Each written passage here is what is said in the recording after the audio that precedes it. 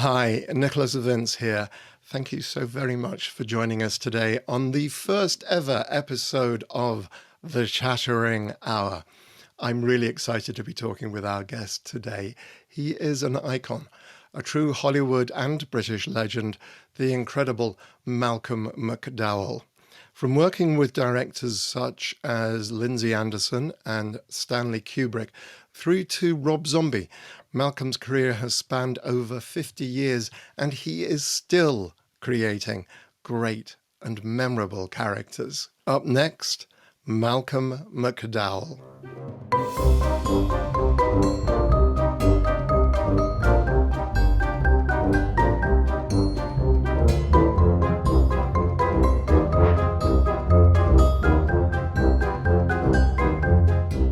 We're back. Now, here are a few titles which you'll surely recognize.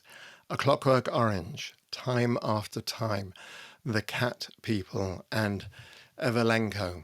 These are just a few of the genre titles that Malcolm has starred in the last 50 years. And he has a new serial coming to Amazon very soon, starring Nick Frost and Simon Pegg, The Paranormal Truth Seekers. Good morning, Malcolm. I'm going to dive straight in to the questions because we've got a lot to cover. Now, you got your first break in Lindsay Anderson's masterpiece, If. I was sort of ready to take on the great Lindsay Anderson. And believe me, I think now that that If is being rediscovered as a total English masterpiece, which is what it is. It's one of the great post-war movies made in England. And I think that people now have sort of caught up to it. But it's interesting. It's, I think about 7 or 8 years ago, people had literally forgotten who Lindsay Anderson was. And, they were going to do a retrospective of his films at Edinburgh. And they asked me if I'd go. This is a year in advance. And I said, well, I was really upset that Lindsay's name had been lost in his brilliance. And I know that, that he didn't make that many films, but he never, ever stopped. Well, he was the busiest director I ever knew because he was always doing David Story plays. Right. All those great plays of David's, Lindsay directed. Jocelyn Herbert, I think, did the sets to all of them and costumes.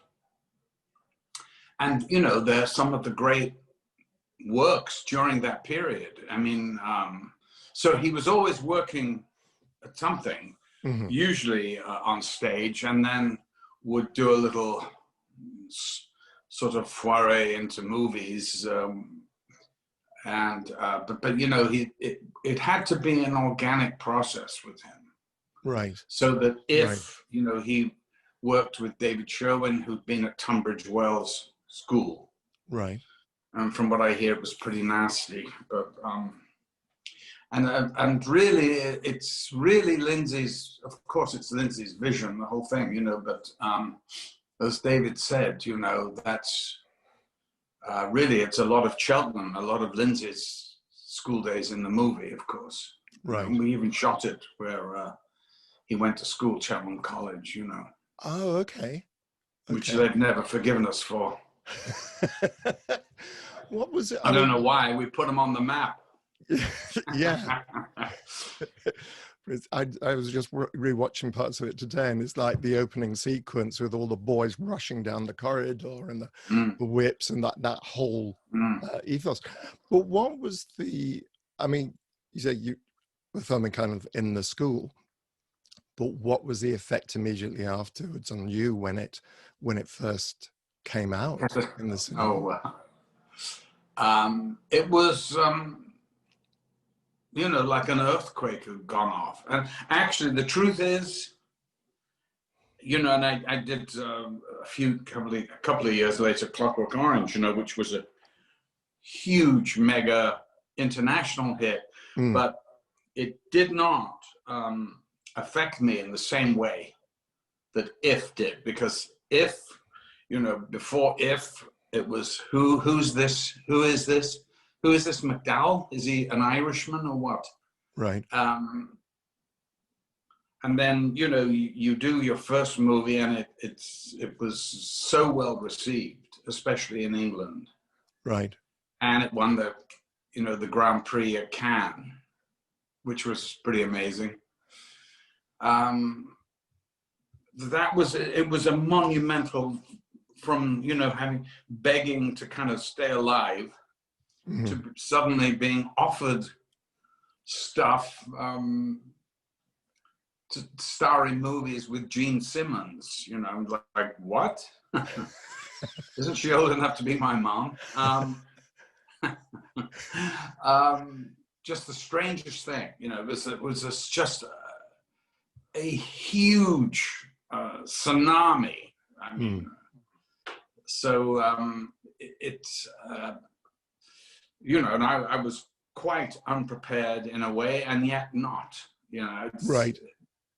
I mean, I sort of expected it because I was young and arrogant, and you know how the young and arrogant are. Better to be young and arrogant than old and arrogant. So. Anyway, I had no idea really how the film was going to be received, and before it opened, they had a few sneak previews and things, you know, so that get the word of mouth out, I guess. And the first inkling I had of anything about the movie, about whether it was any good or not, was I was walking down the King's Road. A girl passed me, shrieked, came running back and leapt into my arms. Yeah. And I said, do we know each other? Hello? She went, I've seen the film. And I went, what film? Complete idiot. She said, If, I've seen it. I went, oh, you've seen it? I haven't even seen it. It was a special screening, and she went, the whole place was stunned and then applauded. It's it's a masterpiece. This is this girl on the street, so. Right. And then when I saw it, you know, it's of course a great movie, and of course I haven't seen it for years, but it's Lindsay's really great, you know, his masterpiece. Well, listen, he made Oh Lucky Man. That's not a bad movie either. And he made This Sporting Life with Richard Harris, which is one of my favorite films of that period. So, you know, Lindsay was a great, great director, no question. Yeah, I think what I remember it. There are just, you know, the certain thing. I think it's the scene where the master is in the drawer and he pulls the drawer up and there's one of the masters. And it's like, I remember watching this. I think I turned on halfway through the movie when it was being screened on TV. And like, what is? And then we get towards the end. It's extraordinary. And I've watched it a couple of times since. It's absolutely great. Well, you know, I sort of said to Lindsay, I said, I'd like to talk to you, Lindsay. He went, what is it? And I said, look, you're ruining this whole thing by this opening the drawer. The guy comes out. Now we're in such a realm of sort of unbelievability that it's spoiling the whole thing. He went, really? Now tell me, Malcom, when the coach turns into a pumpkin at midnight, do you believe it? And I went, yes, I suppose. He goes, well then. That's brilliant. That's brilliant. Oh, gosh. He had a great sense of making things very simple. There were, for instance, there was this wonderful actor called Vladimir Puchholt, who was the star of the Czech cinema. Blondes in Love, Miloš Forman, some of Ivan Passer movies. And he was a huge star, you know, in Czechoslovakia. And the thing was that Lindsay kept talking about him, but because he actually defected. And Lindsay put him up in his little flat in Greenfield Gardens. Right. And and tried to help him. He became an orderly in a hospital, sweeping floors, basically. That's how he started. He's now a doctor in Toronto, very successful doctor. But so, and I said, who the hell is Vladimir Puchot? I said, well, you know, give me a reference. And he said, well, Malcom, Vladimir Puchot is the Tom Courtenay to Czechoslovakia, where they have no Albert Finney. Yep. Perfect. Absolutely perfect. Amazing. Yeah. Puts it right in context. You go, right. Okay. Got it. Isn't that brilliant? But that was the way his mind was. Brilliant. Absolutely brilliant. Superb. Absolutely superb. Mm. Now, I want to move us on a bit to 1971. You already referenced A Clockwork Orange, which is another huge film for you. Mm. What was the best thing about making it, and what was the worst? Well, the best thing, I suppose, was that, you know, it wasn't as good as If, in terms of how I felt. Mm. If was a much more naive sort of wonderment, if you like. Right, right. Clockwork Orange was more cynical, you know. Now you're a player, you know. It's one of those dumbass things, and having to deal with agents and this and that, and you know, just stuff that really didn't interest me that much, but which you have to take care of, you know, and lawyers, accountants, and blah, blah, blah, you know. But so Clockwork was so massive, really, in terms of its, you know, international appeal, that really everywhere you went, you were now known. So, because I think that the film was so overpowering that I think they thought it was just Kubrick or something, you know. I mean, of course, Kubrick is a huge element, but, you know, if you see the film now, you know that, you know, my contribution to it was, you know, pretty massive in a way, because it was a collaboration, and it wasn't just as an actor. It was, you know, working on the script and, you know, the costumes, everything with my stuff, you know. And I was saying that to Alec Baldwin yesterday, because I did this thing with him, his podcast. But he goes, I went, yes, no. I was walking out to my car one evening, spending it with Stanley, and I said to him, what am I going to wear? And he said, I don't know. What do you got? I went, what do I got? I went, Stanley, this is a movie that's sort of in the future. I mean, I don't have spacesuits. I don't know. What have I got? I mean, the only thing I've got is my cricket gear in the car. And he goes, let me see it. So I get it out, and he goes, what's this? And I went, well, that's a protector. He goes, wear it on the outside. He goes, I like this. Let's take pictures. Blah, blah, blah. That's all the white. That's where it's from. Oh, wow. Wow. Well, I know. And the eyelash was from me going into Bieber. You know, they had a store on Church Street, the original one. And I went in. I was absolutely fascinated by this amazing store. And at the checkout was a yard of eyelash. A yard of it like this, you know. And I thought, that's incredible. I got to get that for Stanley as a joke, you know. And I gave it to him, and he went, oh, put it on. And I went, what? He went, put it on. And then he took pictures, and he called me the next day, and he goes, we'll just keep the eyelash on one eye, because you look at your face, and there's something wrong, but you can't place it. Well, and I know. So it's weird, you know, these things are happy accidents, you know. Well, I know from reading up that the song "Singing in the Rain" wasn't in the original script. Is that right?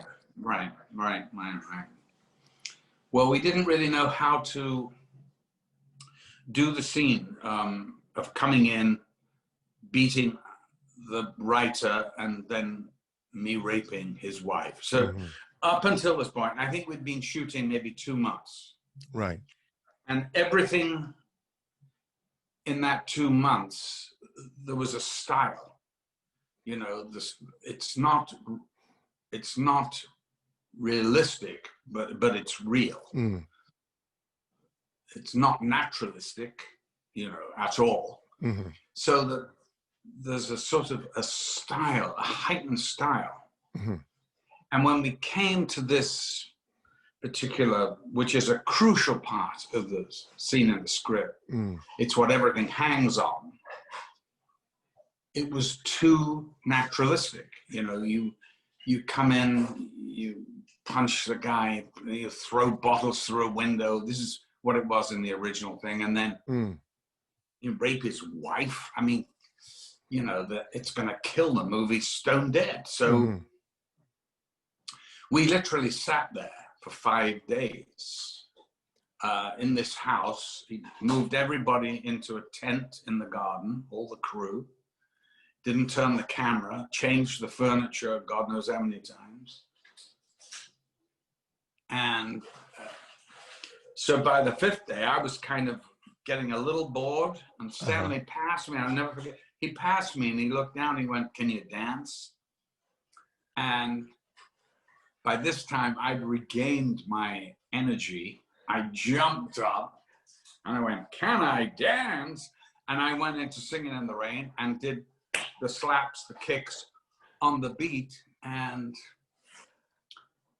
that, of course, was the key to the whole thing. It was stylized, wasn't real. It was extremely funny in a very naughty way, but you couldn't help but smile.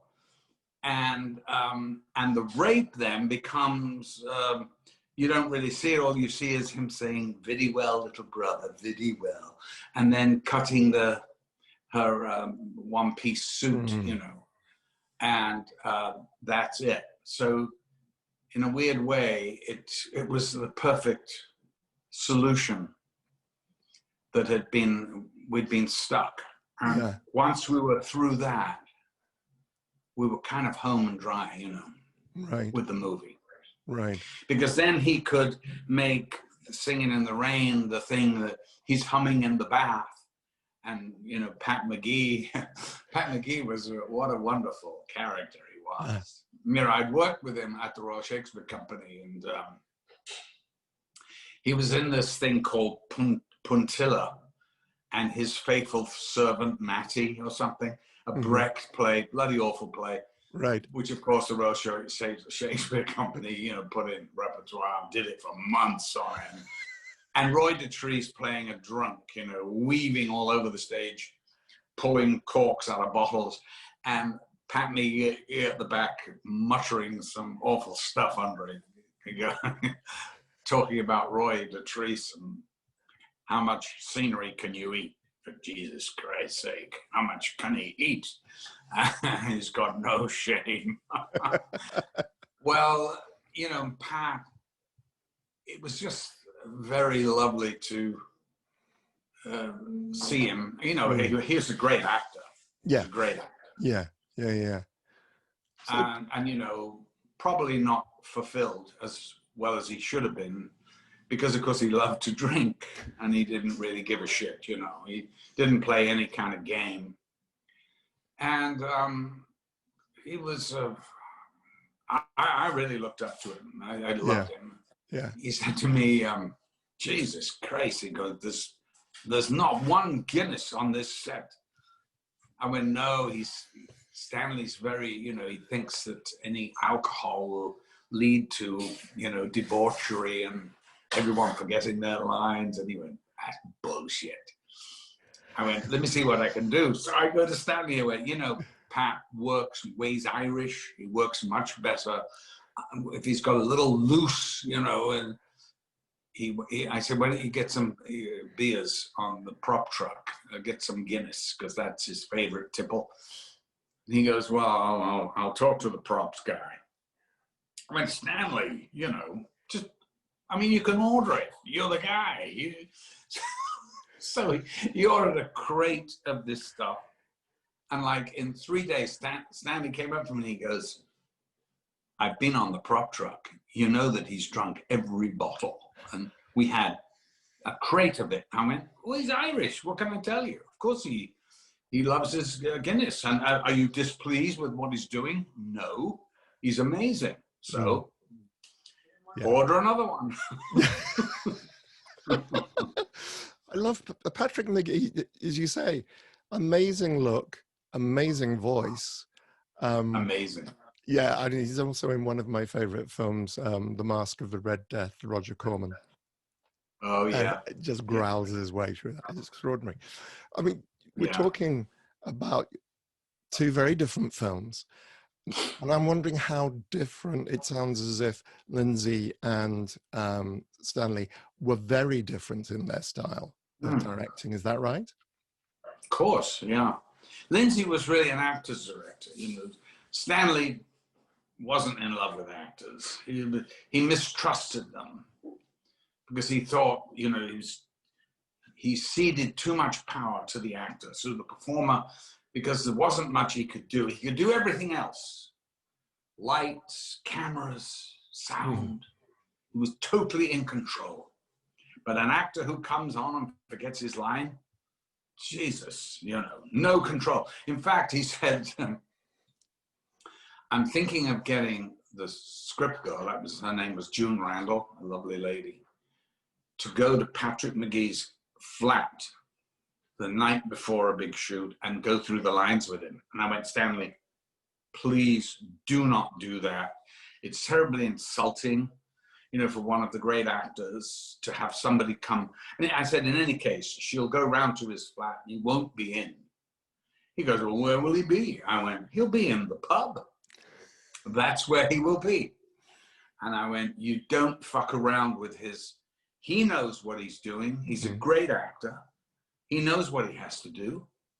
And he'll be prepared. So don't worry about it. And then you'll probably change it anyway, and he'll go with it.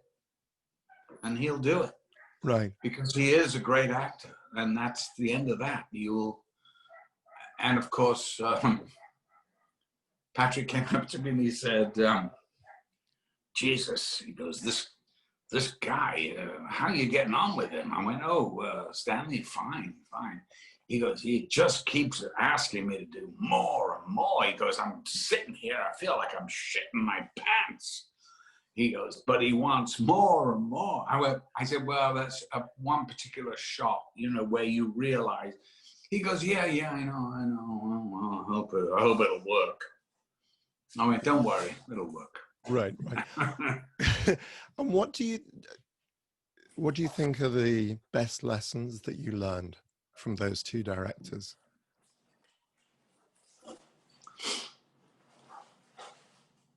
Well, I learned much more from Lindsay because, you know, he became a great friend, and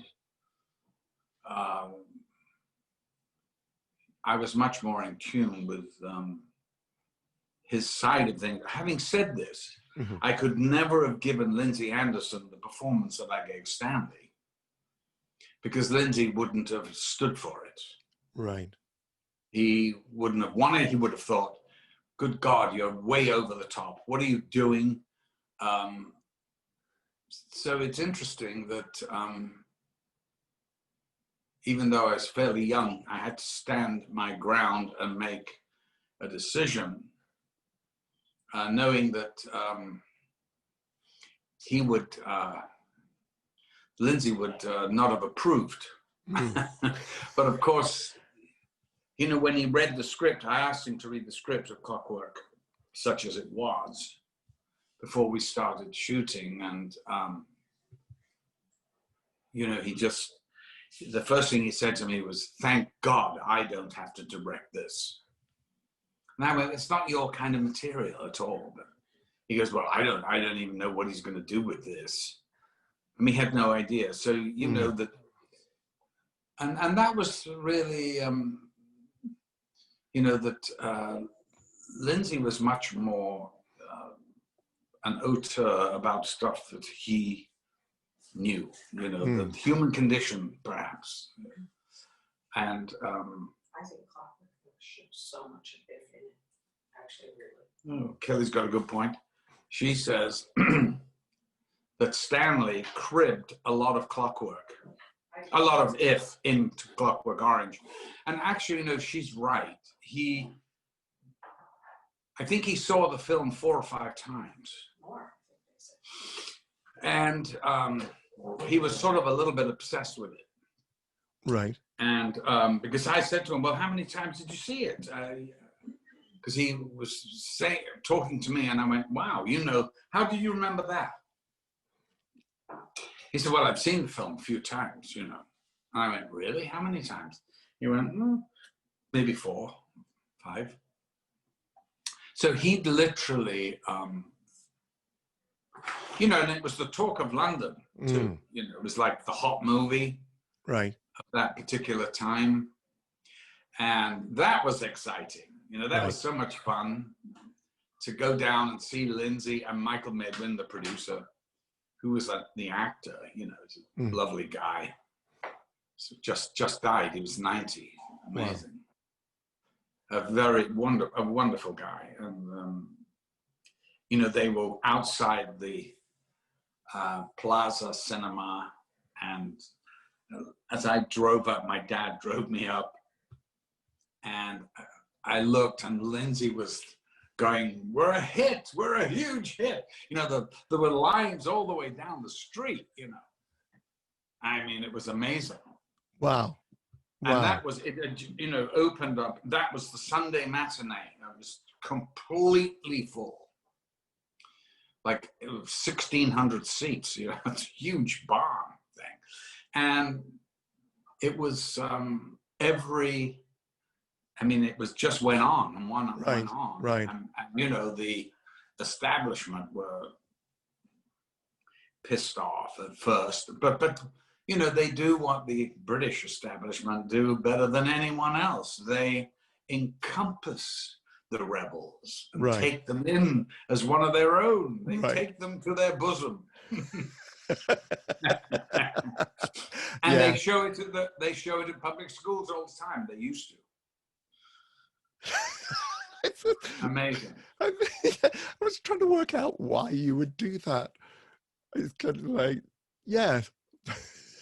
Well, because, you know, I think that they knew that the times were changing. I mean, you know, God, we've had this revolution. We had the Beatles, for God's sake. Right. You know, and amazing movies, you know, that were coming out and stuff before us, before If. Right. Really interesting stuff. And of course, the flag bearer of all this was Look Back in Anger, you know, John Osborne. Of course. Who in 1956 at the Royal Court changed the course of theatre as we knew it. Well, I wasn't around at the time, but you know, that changed the course. That got Harold Hobson, who was the critic of the Times, and said it was absolute garbage, blah, blah, blah. When he first saw it, went back a week later and said, I'm wrong. This is an amazing play. This is amazing. And of course it was an attack, you know, on the establishment. And it was, but of course he was a grammar school boy, Jimmy Porter, you know. So it wasn't all bad. No. But the thing was, it was the attack on, you know, his wife and his and the in-laws, the colonel, and all that, the lacerating wit, and it's an amazing play, actually, and very old-fashioned, of course. 3 acts, you know, it's a really old-fashioned now, but it had the format of a Rattigan play, you know, who Right. was, of course, the one that influenced John Osborne, I guess, Yeah. because Rattigan was the playwright of that period. Yeah.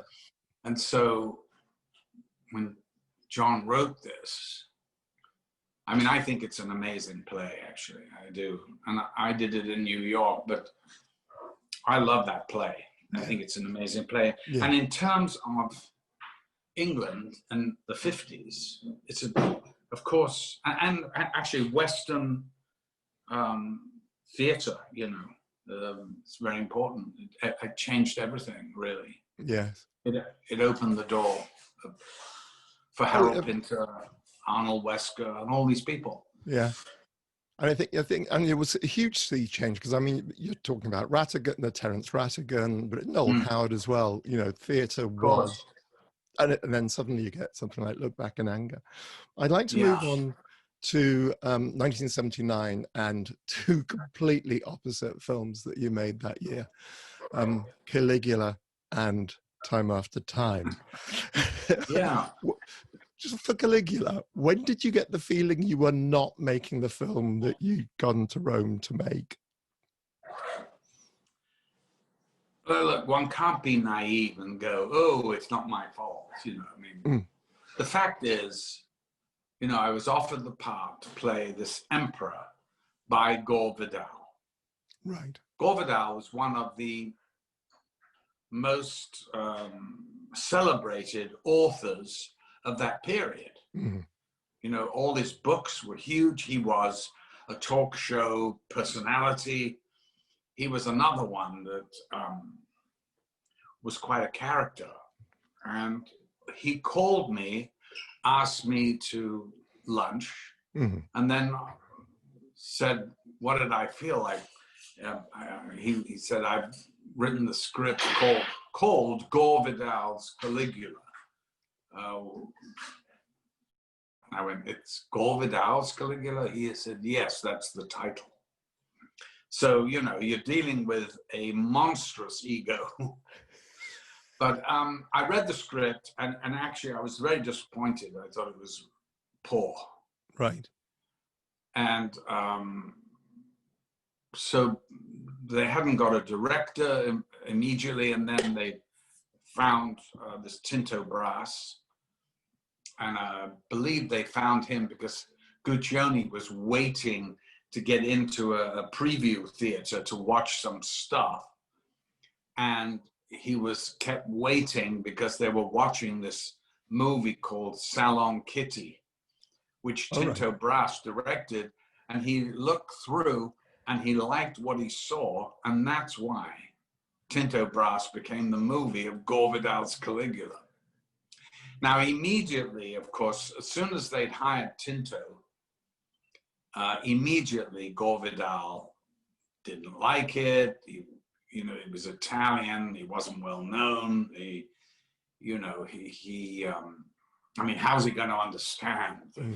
And so, you know, immediately there was this big thing going on with the director and the writer.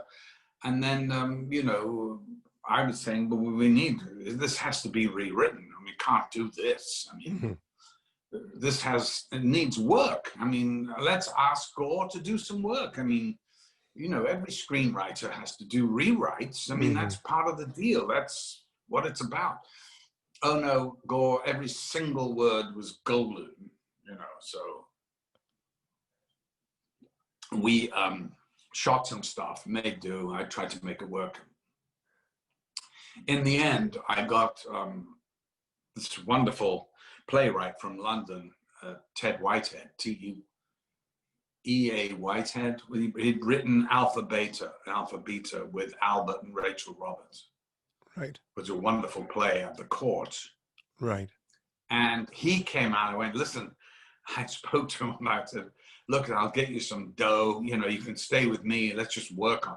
So he came out for a month and we, you know, kind of worked on it. And we tried to, he did a lot of work. We kind of got the shape of it. But, so it's really weird. But during this pandemic, I have been revisiting Caligula and some of the stories about it, and I think I'm going to do a kind of one-man show about it because it's so bloody funny, and I think it's a good time to kind of do it. I don't know whether I'll do it in terms of an evening with or what, or is anybody really interested to hear about what happened behind the scenes? Who cares now, but it is sort of funny. When you're playing such a massive part, there's basically in every frame of that movie. And so, of course, I got blamed, I suppose, if there is blame to go around. When you always, whatever you do, it's 110% of your life in it. And so when you get the producer, the owner, who takes the movie and a year later shoots absolute explicit porn and inserts it into the movie, then it's a real betrayal. It was a total betrayal. And, I just threw my hands up because in that movie is a really good movie dying to come out. Yeah. And the fact is, it's, poorly done. Guccione didn't know what the hell he was doing. He's not a director. He's not an editor. He's a pornographer. And so, I really threw my hands up and I basically said, people shouldn't go see it because it's not the film we made. And if you want to go for titillation, fine. But other than that, don't think it's not worthy. So, of course, he was furious with me. And he actually said, if I was connected to the mob, I'd have McDowell snuffed out. Now, we have found out that he was connected to the Gambino family. So I was very, very lucky I got threatened. Actually, it was after a performance of Look Back in Anger, the vice president of Penthouse Pictures came to see me in my dressing room. He'd seen the show, and I said hello. I liked him. He was a nice guy, fine. And on his way out, he said, "By the way, Malcolm, look, please don't ever mention Bob Guccione in the press again." And I went, "Wow, that sounds like a threat." And he just looked at me and walked out. And it was quite chilling in a way. Wow. So I went back home. I remember telling my wife, Mary, and she, ever mention him again. Please don't ever do it. The guy's deadly. Gosh. I went, really? So I'm naive from England thinking, oh, it's all nonsense. Yes. Yeah. Well, perhaps turn to a much nicer experience for you that year, which was Time After Time. Yes, lovely film. I love that film. Yeah, yeah. You researched H.G. Wells. Was he what you expected? No. H.G. Wells, look, you get a script from Hollywood, and it was a lovely script. It was very well written by Nick Meyer, and, who directed it. And, I was actually really thrilled not to be offered, Jack the Ripper part, but the H.G. Wells, the sort of, hero kind of the piece, rather than the typical thing would have needed me to play the David Warner part. And by the way, Warner is so brilliant in it, he's a great actor. it was so much fun to play it. I did a little bit of research because I thought, well, you know, Americans, they're big on the method and all that. So I had a friend in the BBC in the archives department who sent a recording around to my house. Right. Of H.G. Wells doing a radio interview in 1928, I think. And I put it on, you know, cricking and, you know, 78. And he talked like that. Very, very high-pitched voice and a South East London accent. And I thought, I don't think the Americans are going to like that, you know. I think we'll forget about that. I went, oh, I put the thing back, sent it back. And so it was more fun to make up one's own sort of idea of who H.G. was. Right. But it had to work with the script, you know. Yeah. He was, of course, one of the first, you know, libbers and socialists. And, you know, all the rest of it. But of course, when he meets a woman who is completely, you know, she's completely got rid of the shackles of, you know, and he meets her, then he doesn't really know quite how to handle it, you know, which of course it was a delightful thing. And, you know, it was so wonderful to be shooting in San Francisco, which is such a great city. Yeah. And it was so amazing. And I remember it, sort of the weather always being good. I guess we must have shot it. I think we shot it in the fall. But it was always, it was really a lot of fun. And of course, you know, falling in love with Mary on the film and stuff like that. It was quite exciting trying to keep that under wraps and all the rest of it. Right. So it had many more things than just the film going for it. Right, right. And then we came back to Warner Brothers, which is where one of my heroes did many movies, Jimmy Cagney. And I remember going to the street where they did Singing in the Rain, hanging onto the lamppost, and the damn thing started to fall over. It wasn't attached. Oh, God. Yeah, I know. But so that year, I think, the end of the year, when they announced the New York Times used to do top 10 list, top 10, top worst. I was in top best and the top worst. And I remember thinking, well, that's how a career should be. Right. You know, if you don't take any risks, what's the point? Right. Right. Yeah. No, absolutely. And had you known David Warner before you started filming? I had. I was a friend of David's. I knew him quite well. I love David. You know, I'd been in his Hamlet at Stratford. Right. Playing one of the messengers or something. But, you know, he'd done the Peter Hall Hamlet, and it was the Hamlet of his generation. You know, there's this lanky, long thing with big scarf, you know, Blifil. Who's now Hamlet? And he was pretty amazing. He's an amazing actor, I think. Yeah. You know, I remember seeing him in The Government Inspector, which was Paul Schofield, who's brilliant, of course.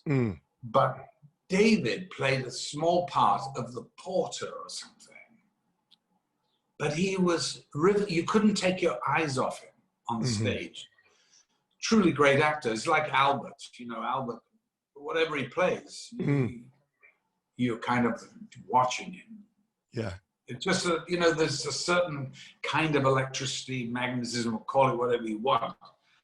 But there are some actors that have that. and it's nothing to do with acting. Yeah. It's something else. Yeah, and I think Albert Finney we're talking about. Well, Albert and David. Right. David had that too. I saw David on stage a few times, and I think it may be to do with his extraordinary shape that he was. But he had a tremendous power. You know, he's a very underestimated actor, in my view. Yeah, yeah. I again, another one of those fascinating voices and presence on film. And I have to say, Albert Finney is my favorite Hercule Poirot on film. It's just he's my favorite Churchill too. Oh right, yes, of course.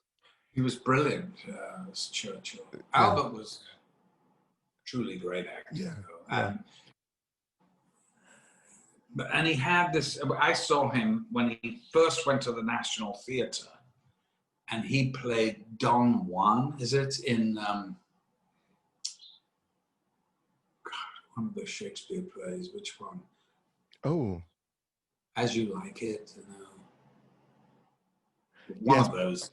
Yeah, I can. And he had a small part, but he came on in a crowd, and you literally, now maybe because, you know, I'd seen him in Tom Jones, seen him in Saturday Night, Sunday Morning, you know, because when I saw him in Saturday Night, Sunday Morning, I realized that that is what I wanted to do, and I was going to do it. Oh, wow. And that was the performance for me, sitting in the Odeon, Lime Street, Liverpool, and watching Albert in that film. Wow. And I went, he only lives 25 miles from here in Salford. I went, of course, you know, now this was the time when you didn't get out of the provinces. It was a big, it was a massive thing to move from Liverpool to London. No way. Where are you going to stay? What are you going to do? And, you know, Albert gave us, my generation, he made it possible, you know. As I believe, I did the same thing with Gary Oldman, who saw me doing the thing and went, I'm going to do that, Mum. And I love that. You know, you pass the baton. Yes, yes. And I believe it was one of my favorite films, Raging Moon, that he carried. It was. Yeah, Indeed. Yeah. Now, okay, so moving on to 1982, you made The Cat People. Now, I have to say, one of the things I noticed particularly, you juggle. Was that something that you learned for the film, or was that a skill? Yes, I learned for the film, and I was not very good at it, but I did learn it, and I did try, but I couldn't do the dialogue at a different tempo to the juggling, you know, and so there was like, oh, can't you slow it? I went, no, it's got to go with the juggle, you know. But yeah, that was a nice experience, you know. Right. So what was it like working for the director Paul Schrader on that? Paul Schrader, Paul is a strange guy. Listen, I don't think anyone would dispute that. But he's got a real heart, you know, and I like him a lot. I got on with him very well, I think, and you know, he sent me a play actually, maybe. Well, I guess it must be 15 years ago now, but I couldn't do it at the time. But I'd work with Paul anytime. Right. Really good. But it was unfortunate because, you know, he was having a thing with Nastassja Kinski, that kind of unraveled. And then, you know, she'd come into my room and say, oh, Malcolm, can you help me with it? I went, no. I can't help you, darling, because he's the director, and that's the bed you've chosen. You're going to have to lie in it. You know? Yeah. And so that was sort of weird, but I liked her. She was absolutely beautiful, of course. One of the most beautiful women on the planet, so they said, you know. Yes. There's pictures of her with snakes and God knows what else. Yeah. That were on every college dormitory, you know. And it's a wonderful horror film, really, you know. And it's got a I'm great. very happy I did it, you know. Yeah. And it's got a great cast apart from Natasha. I was just looking at it the other day. Ruby D. Yeah, John Hurd. Yeah, John Hurd. Ed Begley, Yeah. Ed. And what's her name? She's very good. Ruby D. Oh, she was great. No, the friend. Oh. I know exactly who, and yeah, for the shame of red hair, beautiful. Yeah, yeah, lovely. Yes. What a lovely person, really lovely person. Yeah.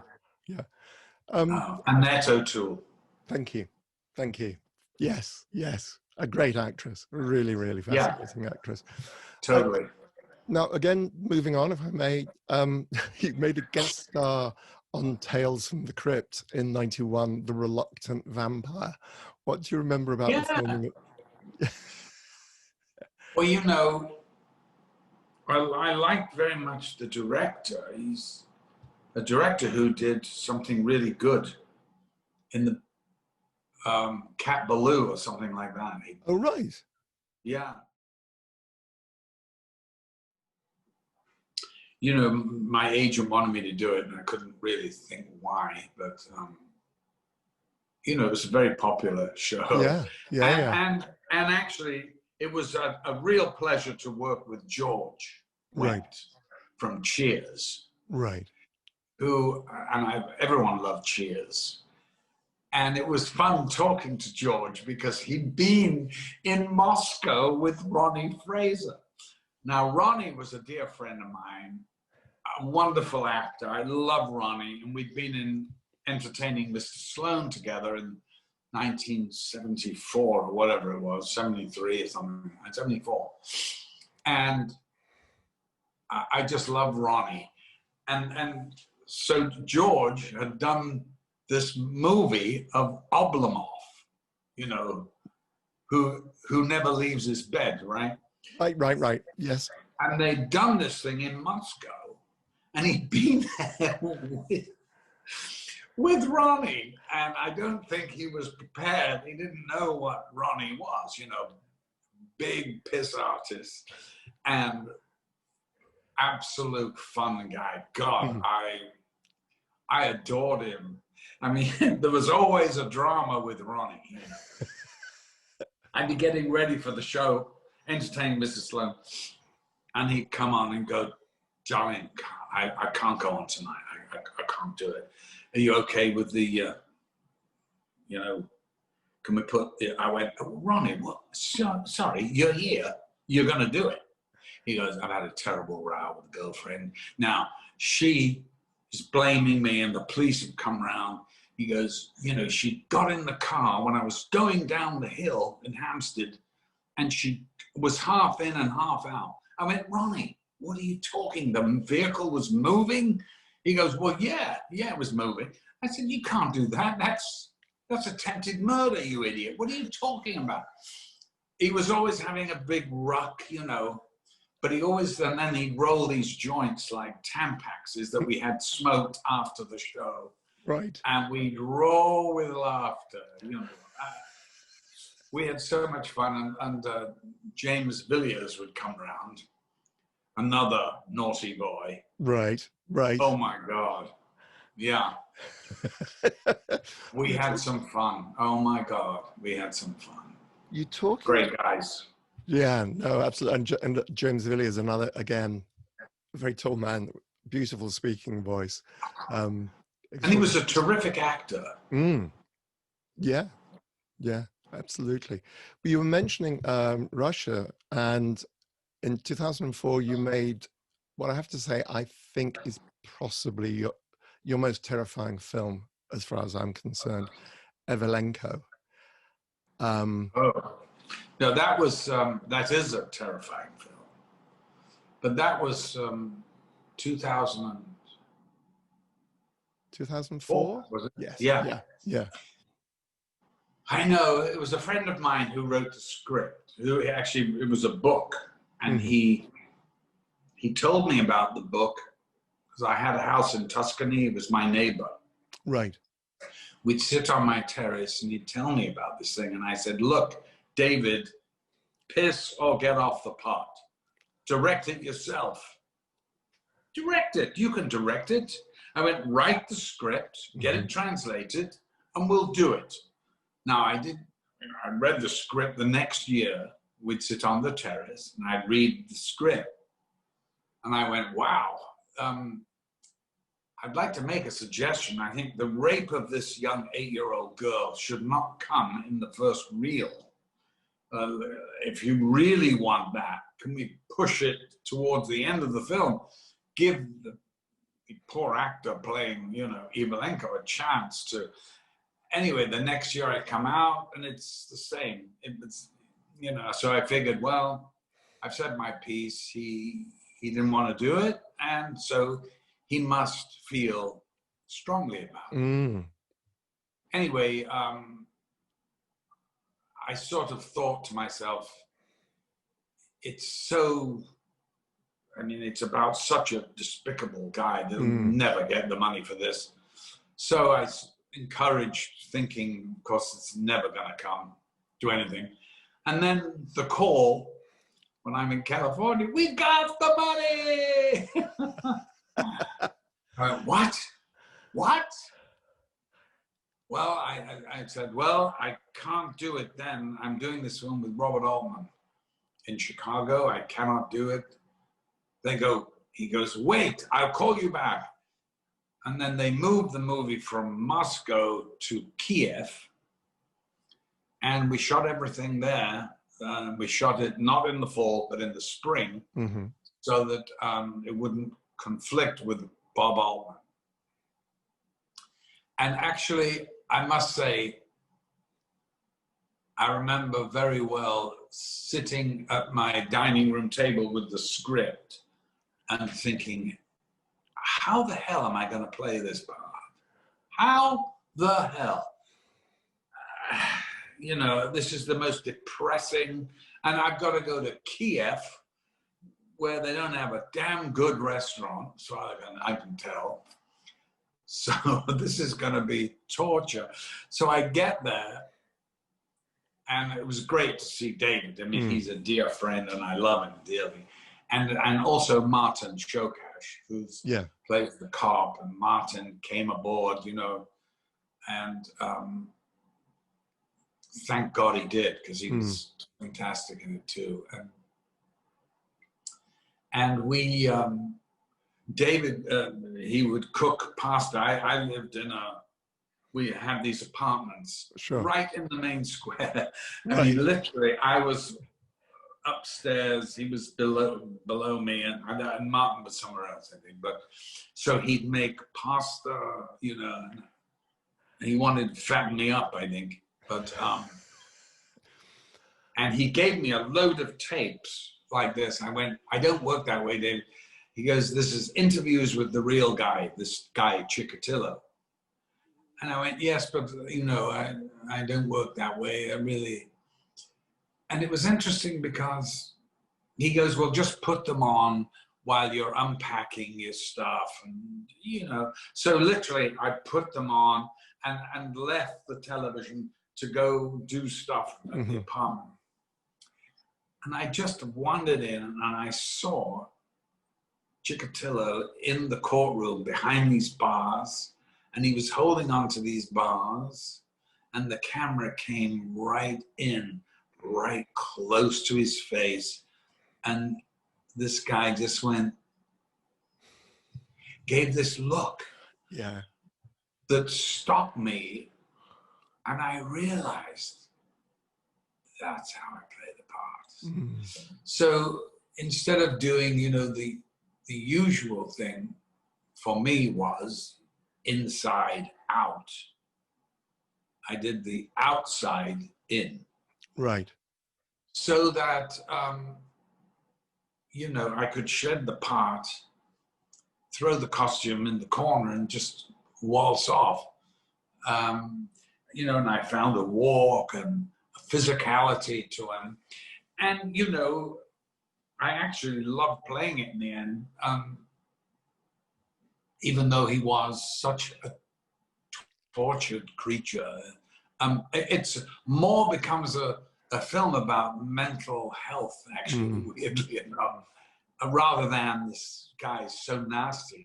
You know, I mean, it's really, it was just an amazing experience to do it, and to do it that way, you know. So I did enjoy doing it in the end, actually. Right. Because Yeah, it was. I was just going to say, it's, as I say, I found it most terrifying. As you say, it's about mental illness, but it's also about this huge change in the Russian society, perestroika, Gorbachev, and so on. But it remains at a very human level. Extraordinary, absolutely. It's amazing. Well, that's David, you know, because he married both things. You know, the fall of communism. You know, after 70 odd years, you wake up and you're told, "Oh no, communism, no. It's now, you know, we're now capitalists." It's almost crazy. Now, I was over there during this period. I made a Russian movie over there, and it's a really amazing movie. It's one of the best movies I made, actually. And it's called Assassin of the Tsar. Okay. Have you ever seen it? I've not. No, I've not heard of this one. Oh, it's an amazing movie. It's an amazing movie. It was made by a Russian director. You know, Glasnost was happening. This is before they split up the Soviet Union. Right. Gorbachev was in power, and Pippa Malcom called me up to say, "Darling, we've had this Russian script. It's a little bit, you know, English as a second language, but I think it's rather interesting. Do you want to read it?" And I went, "Of course. Yeah, let me read it." She goes, "Well, they've no money." And I went, "Oh, well." And they're all Russians. You'd be working. And I said, "Well, I don't speak Russian." She went, "No, you're the only one. They're poor. The other Russians are going to have to learn English." And I went, "Wow, okay." So I read the script and realized there was really something here. And I met the Russian Karen Shakhnazarov, the director. I was doing a movie in Geneva, and I come back to the hotel and they said, "The Russian delegation is waiting for you." I went, "Oh, where are they?" "At the penthouse." So I go up there and I said, "Look, I'd very much like to do the film if it can be arranged, but you're going to have to pay me something. I can't do it for nothing." And so, you know, I said to Pippa Malcom, "Well, Pippa, look, they've got some interesting art over there. You know, put in that I get 3 paintings." She went, "Well, darling, how am I going to collect commission on that?" And I went, "You're not." You should look it up because you'd love it. Right. You would love this movie.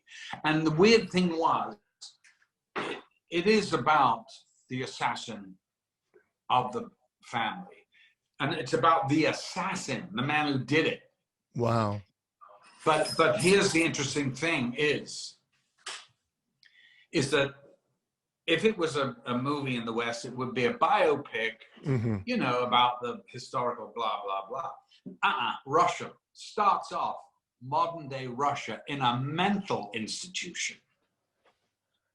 And you've got the patients, and this new doctor arrives and takes an interest in this patient who claims to be the Tsar killer. Right. And every anniversary of the death of the Tsar, he gets these rope burns around his neck for some reason. And the sparring goes on like a chess game. And suddenly, you're back, 1917. The doctor becomes the Tsar. Oh, wow. The patient becomes Yurovsky, who was the Tsar killer. Right, right. And who was, in fact, a photographer in Ekaterinburg in Siberia. He was a photographer, and he was the head of the local Communist Party, and he was ordered by Lenin to kill them, to assassinate them. Wow. Or it was a killing sanctioned by the state. Right. We call right. it murder, they don't. No.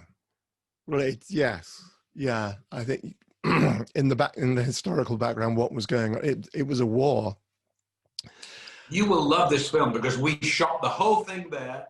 They rebuilt the Ipatiev house, and they had all the KGB files that they were allowed. They had all Alexei or Nikolai's toys from the Hermitage. All the furniture was real. It was, I mean, amazing. Right, right, right. It's a really, really interesting movie.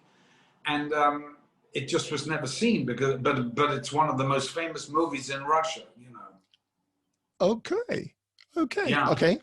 Well, I shall definitely check that out. That sounds fascinating. It's called Assassin of the Tsar. And I think you can even see it online. I think you can see it on YouTube or something. I have Someone told me. I'm shrewd suspicion I've seen it. I mean, the title sounds familiar. Yeah. And maybe even on Prime or something, but I shall definitely check it out. I like to bring us right up to date, really. Yeah. You've recently done quite a lot of comedy dramas such as Mozart in the Jungle, Franklin and Bash. And you've got a new series premiering fairly soon, Truth Seekers, which is terrific, Nick. I've seen it. Oh my God. It's hilarious. I think it's lovely. I'm so pleased that I did it. I don't have very much to do in it, but you know, the scenes with Nick Frost, oh my God, he's hilarious. And he's got short pants, you know. He wears shorts the whole time, freezing weather. It's just delicious stuff. Right. It's so gentle and so nerdy, but funny. Right. And they're all such nice people. I mean, I'm really happy to be part of it. I feel really good. Yeah. Yeah. It's great to hear you so excited about it because it's a beautifully gentle, as you say, beautifully gentle and just fun. Really good, but really interesting characters as well. Totally interesting. You know, it's a suburban Ghostbusters. You know, they're all nerds into the, you know, and I'm the dad who's the total cynic, like, oh yeah, really? Oh yeah, pull this one, you know, and all that. But it's hilarious, you know. Yeah. And I think, and you know, Nick and Simon, you know, they've got their fans. Quite rightly, I love their stuff, you know. And so I'm very happy for them, and I'm happy to be part of it. And hopefully they'll, you know, go to a season 2, but we don't know that yet. So we'll see. Right. See how we go. Yeah. You'd obviously like to do it if they do. Yeah. No, I told them I'll do it. Right. Cool. Yeah. All right. Well, I'd just like to end, if we may. It's something I call the luggage in the crypt, which is basically the idea is you're about to make your final journey and you've been told you've got to take along your own entertainment in the crypt with you. If you had to make a choice, what film would you take with you? Fargo. Kind of funny looking. It's either Fargo or Maltese Falcon. But I think it would be Fargo. Right. Because I can, when I see it on television, I'm mesmerized by it and I have to sit and watch it to the end every time. It's a great film. Yes, yes. I've not seen it for ages, and I watched the TV series recently and really enjoyed that. That's amazing too, but for Yeah. very different reasons. Yes. The movie is spectacular, and the performances, well, you know, she's amazing, but they're all incredible. Buscemi, and I mean, it's insane. Yeah. It's such a great movie. Yeah. So that would be definitely film. Okay. What about a book? Animal Farm. George Orwell. Ah. Which oddly... You think, that's weird. Well, it is weird, but it's all come true again. Well, oddly enough, I just think, you know, we've been discussing Russia, the fall of communism, etc., and it's very, very much in keeping, funnily enough. I think there's a very logical... In a weird way, it's a great book, though. Oh, yeah. I haven't read it in a while, but either that or...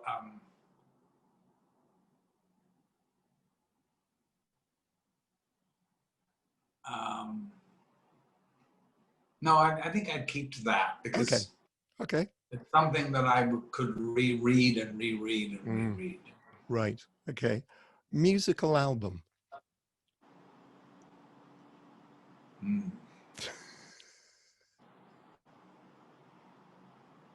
Wow. Well, that's a tough one. Right. Probably Moondance, Van Morrison. I don't know this one at all. What was the album it was on? I think it was called Moondance. Right. It probably would be Van Morrison. Right. Simply because he's a great songwriter. They're all originals. You never get tired of them. If you're doing a cross-country trip, you take Van Morrison all the time. Right. Right. Okay. But the truth is, my 16-year-old son has just made an album, so I'd probably take his. What's the album And he called? doesn't. That's a good question. Probably called Vertigo. Right. Beckett McDowell. He's fantastic. It's really something. This kid's got it. Right. Right. Oh, I remember you telling me that. Yeah, it's amazing. Yeah. You know, to go down this road with this kid. Right. Right. It's beautiful. And is that available now? It will be soon. Right. Okay. So we're just finishing it. They're just doing, you know, bits here and there. Right. Oh, cool. But it's something that I would take because I'd have a special. Yes. Yeah. Yeah. Favorite food. Wow. Well, yeah, unfortunately I shouldn't eat it probably, but I think there must be Italian blood in my veins somewhere because I adore pasta. Right.